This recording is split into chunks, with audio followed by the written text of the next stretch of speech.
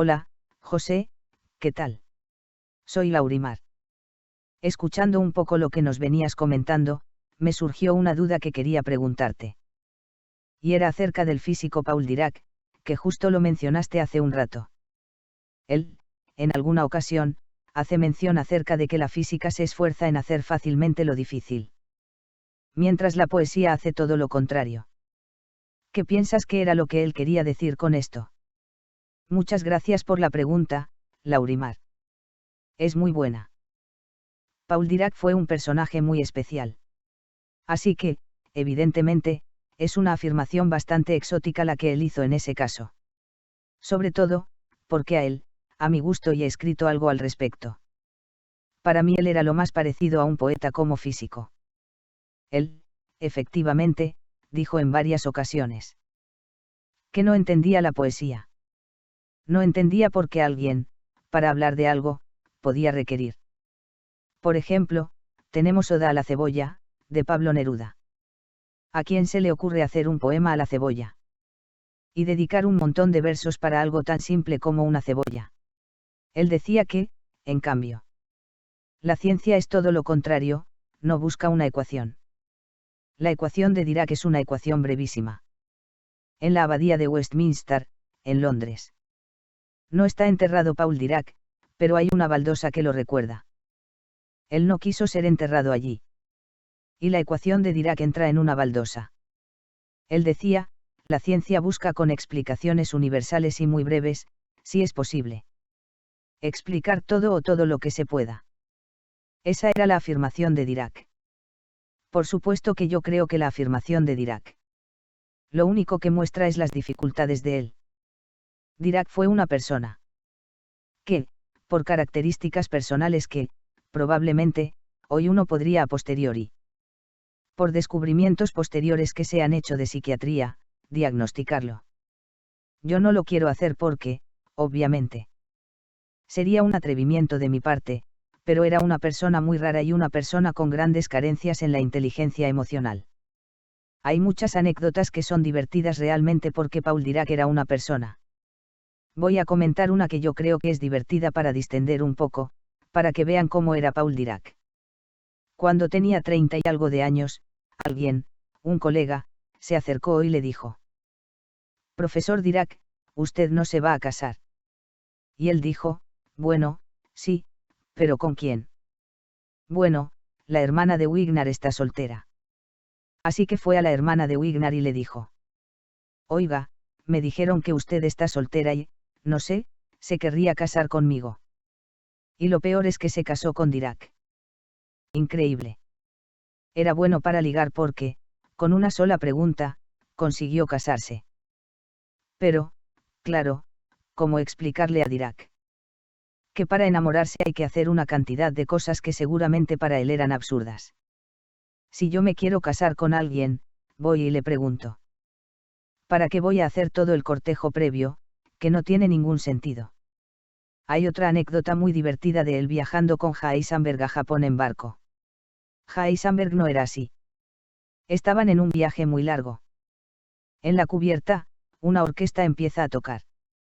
Se empieza a bailar y Heisenberg, que estaba charlando con Dirac, se levanta de la mesa y se pone a bailar con unas chicas que estaban ahí en el barco y Dirac se queda sentado en la silla.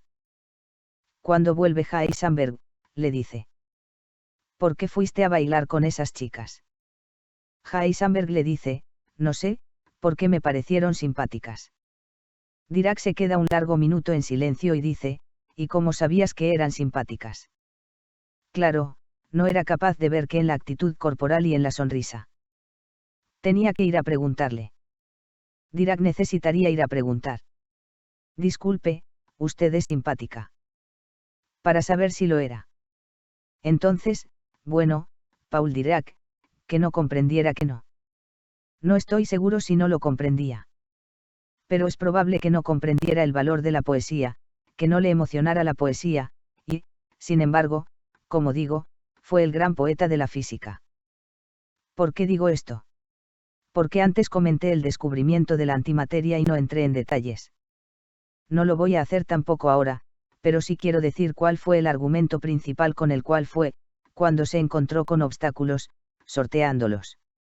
El argumento principal, muy contra lo que indica el método científico, fue la belleza. Fue siempre la belleza. Él buscó, entre las soluciones que se le ofrecían, aquella que le parecía más bella. Y llegó a escribir que, entre la verdad y la belleza, había que elegir la belleza porque la belleza acaba siendo verdadera. Y, como vimos, también hablé antes de que las verdades son provisorias. Las verdades son verdades por un rato. Probablemente, algo bello sea verdadero más tiempo. Esta era la forma de pensar de él, muy poco científica. Lo que pasa es que Paul Dirac era realmente un genio, pero la vida de Dirac tiene. Dirac tuvo muchos hallazgos muy importantes y muchas veces aplicó esta forma de pensar la física. Y por supuesto que alguna vez se equivocó. Y, cuando se equivocó, lo hizo a lo grande. Pero es increíble, porque los errores grandes de Dirac son tan maravillosos que a uno le da ganas de, si hubiera en algún lado una oficina donde responda alguien por las leyes de la naturaleza, uno iría a la oficina de reclamaciones para decir, pero, vamos a ver. ¿Qué clase de chapuza es esta naturaleza que no obedece esta maravillosa idea de Paul Dirac? Voy a poner este ejemplo porque yo creo que es tan lindo que quiero compartirlo.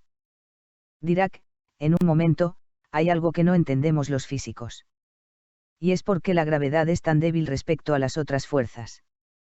Si yo, no solo yo, un niño pequeño, toma algo del suelo, lo levanta y, si lo pensáis un poco, con sus dedos está venciendo ni más ni menos que la atracción gravitatoria del planeta Tierra. Un niño de 1 año. Y lo hace. ¿Cómo puede ser?